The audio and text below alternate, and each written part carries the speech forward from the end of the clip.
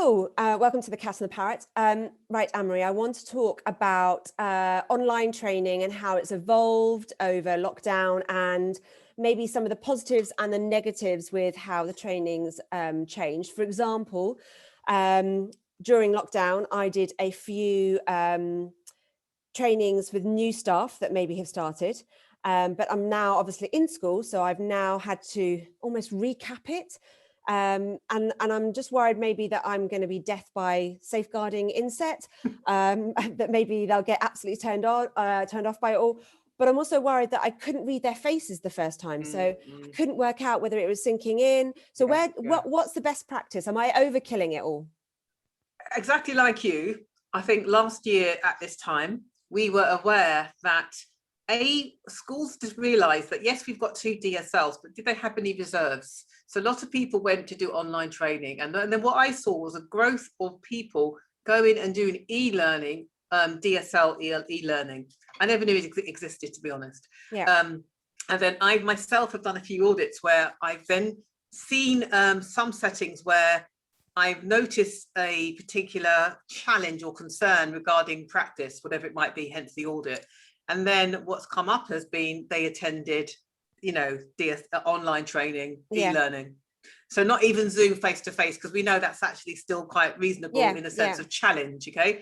And then on reflection, they were questioning actually, what did they get from this learning besides it being click, click, click, yes, hypothetical scenarios, you understand? So I think there was no reflective in these learnings, and I'm only talking of an opinion here, what I've seen in practice. So going back to your point, I think we need to remind colleagues and DSLs here that if you are doing training and ongoing, mix it up with face-to-face, whether you get them to do module 1, 2, blah, blah, blah, come back to face-to-face and then talk about the training in a continuous way, bringing it back to the local concept. So we know with Pixie 19, I think it was, they brought a lot on about localizing training. Remember, it had to reflect your local area, your region, whether it's prevent duty, extremism, exploitation, criminal, whatever. So I mean, it's really important that, and you don't get that with generic training. So if you're doing it, massive message from me is please then bring it back to staff training where you then have your face-to-face on. If it's still online, that's fine, but you need to then go back to provoking the mind, the challenge. I mean, there is, as you're right, there's so many different things. There's face-to-face, there is Zoom, there is sending them stuff to read, there's the little quizzes. It's got to be a mix of them all, because I am slightly nervous about these quizzes where you could get anyone to do the quiz for people, and you can't actually guarantee that the person that did the quiz is the person I asked.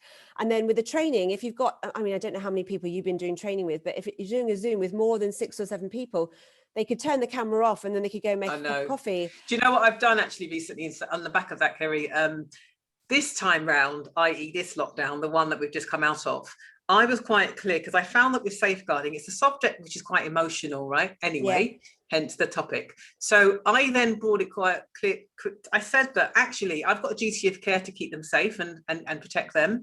And on a few sessions, I've heard, like, whether it's sniffling noses of a cold or tears. So I've been clear that the person who's commissioned me to do the work wants feedback, and unless they can't have their cameras on, they need to have their cameras on, and that's worked quite well. Oh, that's good. You're absolutely right. I think at the start we were very what's the word, open-minded with people appreciating the new way of working, but a year later I think most of us know how to operate the online system.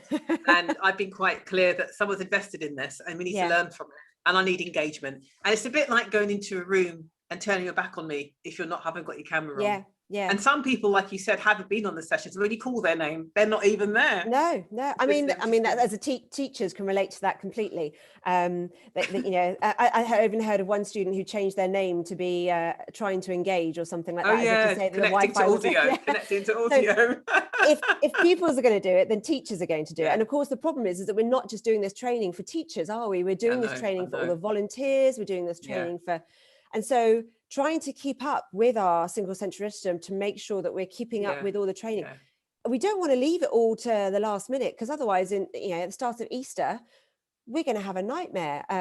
So what kind of training do you think we should be, for Easter, what kind of training do you think that we should be looking at for staff as DSL? If I'm now trying to sit there going, right, I've got to do an hour's inset or what kind of thing do you think that we should be covering? What kind of topics do you think would be good for this? What I've been seeing, you mean like when they come back after Easter? Yeah. Is definitely looking at, so at the moment we're still in that period of 2 weeks in, it's your third week now. Yeah. We learned from autumn term that it took a while for young people to settle back in before they started talking or behaviours coming in, right?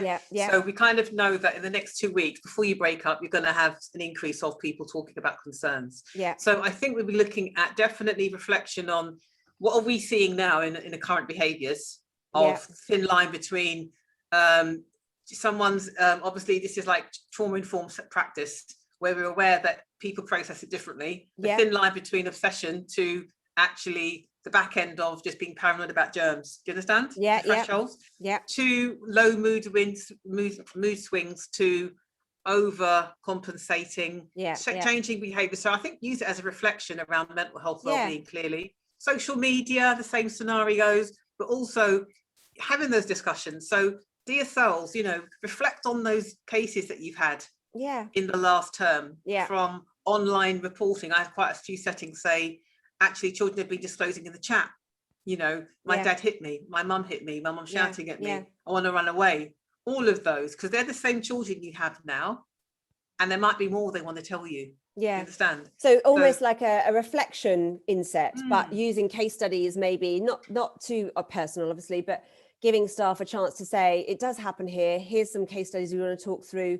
I think that's a really good idea. And I think that staff would like that because they feel, actually, this is relevant. This isn't just a tick box exercise. Absolutely. And another massive factor is masks.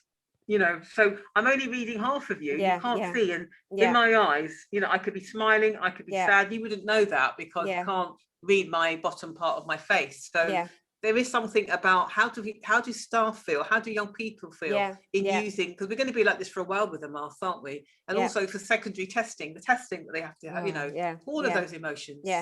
Although one top tip that my sixth formers told me is that you only have to do makeup and you're tan from there upwards now. So there are some positives. Definitely, no more lipstick. Just exactly. Apparently not. You need good eyebrows and good eyes, don't you? At the moment? All right. Thank you very much for that. No problem. Have a good one. Then. Thank you. Bye. Bye.